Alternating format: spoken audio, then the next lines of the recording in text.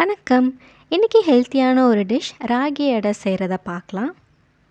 கடாயில் 2 டீஸ்பூன் எண்ணெய், 2 வெங்காயம், 3 பச்சை மிளகாய், 2 கொத்து கருவேப்பிலை, 1 டீஸ்பூன் அளவு துருவின இஞ்சி, 1/2 கப் துருவின கேரட், 2 டீஸ்பூன் துருவின தேங்காய், 1 கப் கொத்தமல்லி சேர்த்து லேசாக வதக்குங்க. காய்க்கு தேவையான அளவு உப்பு சேர்த்து 50% குக் ஆனதுக்கப்புறம் ஸ்டவ்வை ஆஃப் பண்ணிடலாம்.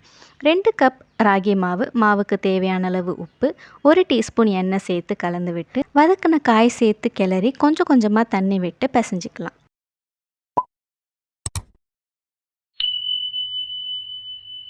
தோசைக்கல்லில் லோ ஃப்ளேமில் வச்சு மாவை அடை மாதிரி கையால் தட்டிக்கலாம், இல்லைன்னா ஆயில் ஷீட்டில் தட்டி கூட கல்லில் போட்டு சுடலாம்.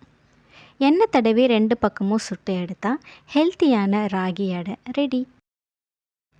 தேங்காய் சட்னி இல்லைனா கார சட்னி கூட சாப்பிட்டு பாருங்கள், ரொம்ப நல்லாயிருக்கும். இந்த ரெசிபியை ட்ரை பண்ணி பாருங்கள். பிடிச்சிருந்தா லைக் பண்ண மறந்துடாதீங்க.